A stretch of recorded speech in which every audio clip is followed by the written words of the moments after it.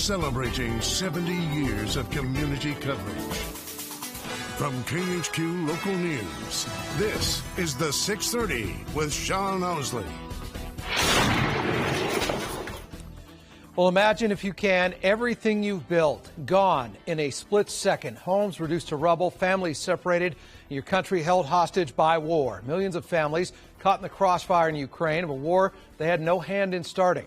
The only escape is to leave it all behind. But starting over is terrifying, but necessary, and the only way out for so many. Good evening. Welcome to the 630. I'm Sean Owsley. Good to be with you. Russia's war shattered families, homes, and all sense of security for the Ukrainian people. It has also created the worst refugee crisis since World War II. Nearly 7 million people have been forced out of Ukraine, searching for solace and a new life outside the now war-torn country. Our 360 coverage tonight, we discuss what is being done for those who are arriving here right now in the Lilac City, Spokane County, home to 50,000 citizens with Ukrainian ties.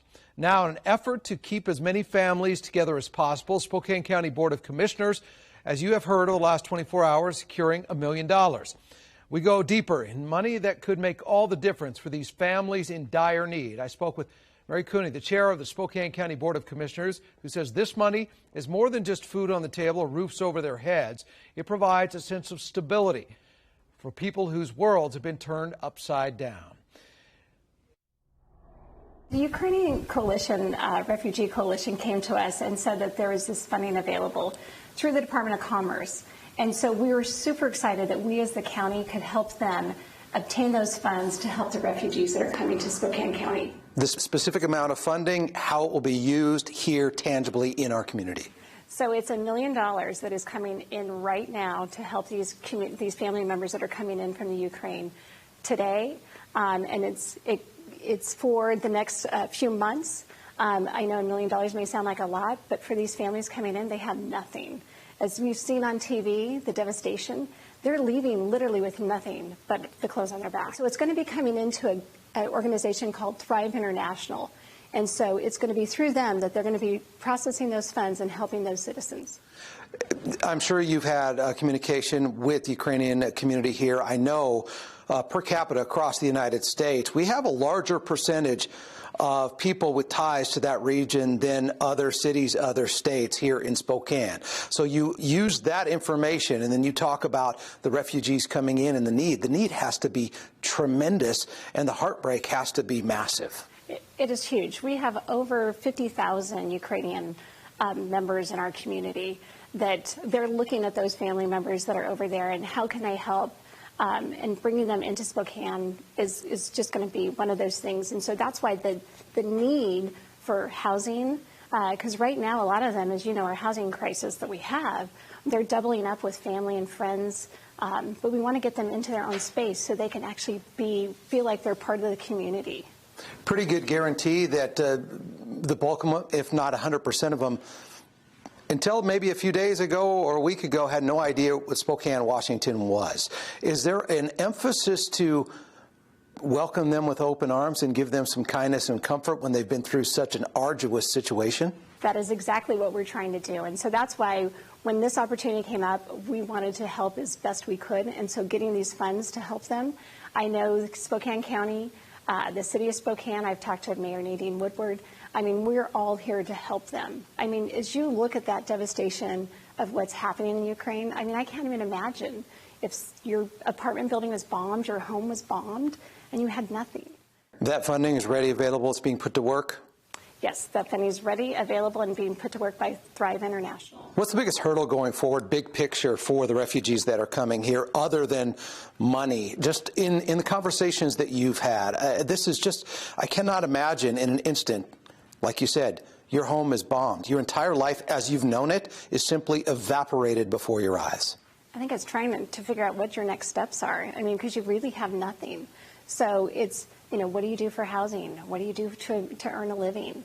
And so that's what these funds are going to do, and then help them be part of our community. We know we have jobs available in our community. We want them to feel part of that.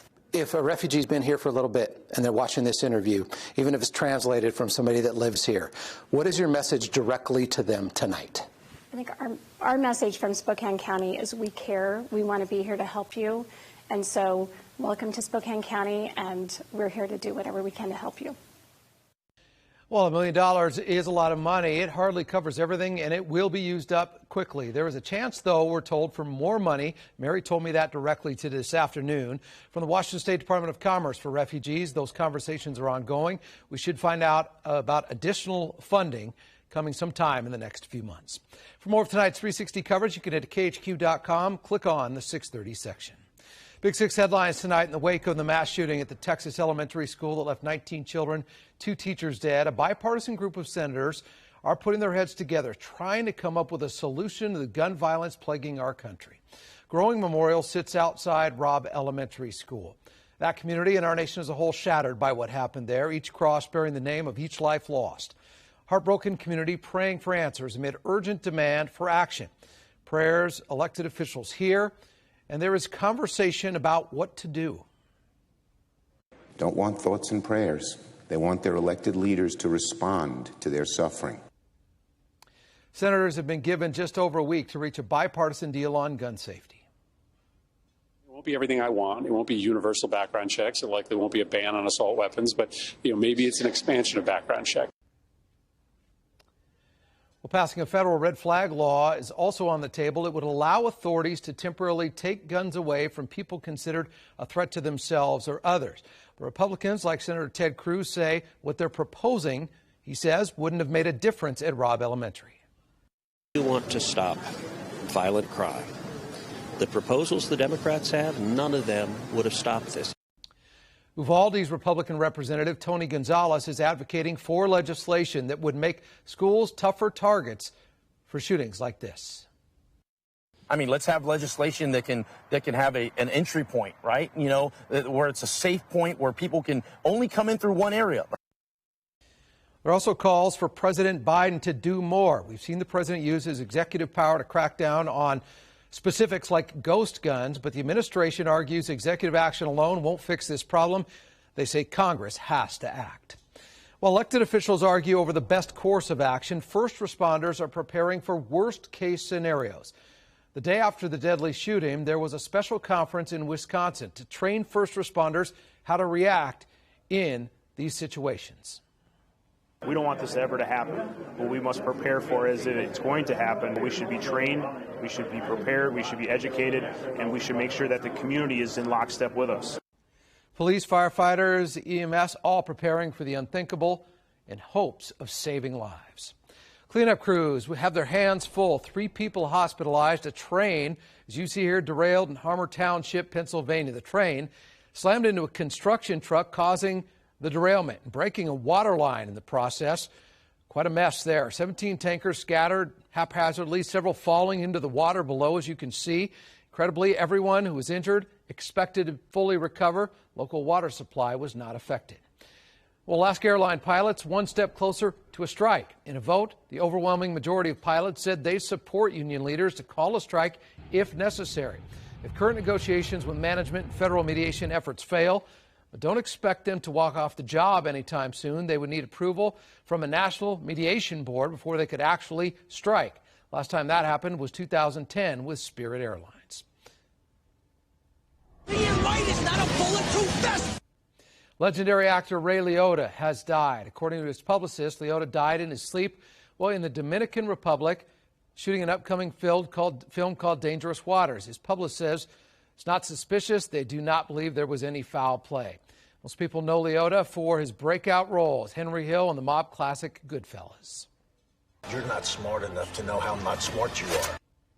Liotta is survived by his fiancée, J.C. Natolo, and his daughter, Carson, who is taking up acting. He was only 67 years old.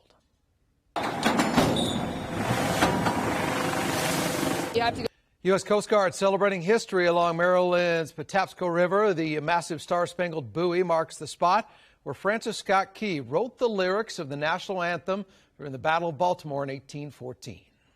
With that moment, as the dawn's early light hit that flag, Key knew that Fort McHenry had withstood the bombardment and Baltimore had been saved. The buoy is set out every summer and removed right before winter. All right, and let's focus back here in studio. We're going over to the Connect Center right now, and it is, first of all, it's just good on a personal level to see Dan and give him a big hug. And Dan, you drop right back in. It's like you've done this before, and I want to say, so has the community. You told me a specific number you were hoping to raise in the Connect Center. Have a feeling we've blown past that. Oh, way past that. I mean, these phones literally ringing off the hook for the last, what, hour and a half? More than the last 90 minutes, Sean. It's been amazing. Thank you to everyone who's tried to call in. Be patient. We're expecting the lines to hopefully open up a little bit more. But yes, we are well over 15,000. As we salute the brave tonight, our Connect Center remains open for about another 20 minutes, ready to take your donation to sponsor local veterans for this year's Kleckner Golf Classic. What a great way to say thank you to our vets for their service as we move into Memorial Day weekend, when we can honor those who gave their ultimate sacrifice. I can't think of a better way to honor the memory of a loved one who served. So your donations will sponsor veterans to enjoy a day of golf, food, fun at Downriver Golf Course coming up this August.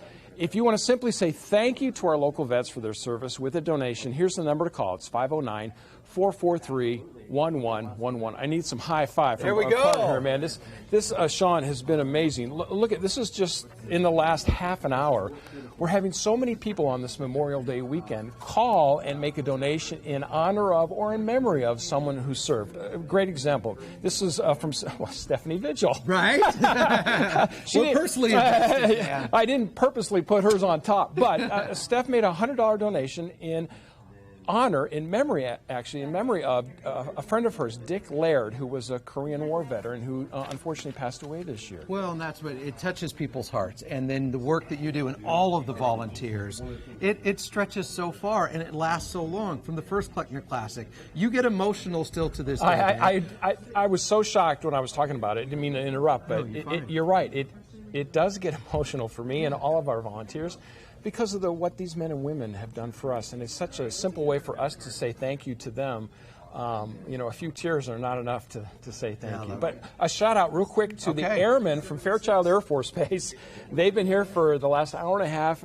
They are building arthritis and all sorts of cramps in the arms, and it's been fantastic. All right, well, it's been fantastic to see you in person. I know you're enjoying retirement. Did Steph say I haven't lost any weight? I'm going to move on. I have a tease to read here. Well, it's true, okay? You look good. Sorry. You look good. Thanks, what does Steph know, right? Yeah, exactly. Anyway, 443-1111. We're going to ramp those phones up for the next 17 minutes to the end of the 6:30. Good to see you. Good to have them here. Thanks, buddy. Thanks for all you do for our veterans. Our pleasure. All right, still much more to come tonight here on the 6:30 Hospital. Found a way to help ease some of the pressure healthcare workers have been under. Its name is Moxie. Robots lending a helping hand still ahead. Plus a message of hope we could all use right now. The fifth grader that is going viral, and the song and his performance you need to hear today. Well, we finally did it. 70 degrees in Spokane, but that's no longer the headline. Thunderstorms moving in tonight. We'll show you where they could be the strongest coming up. And up next, they typically make airplanes. Today they celebrated their first successful trip to space. We'll watch Boeing stick the landing when we come back.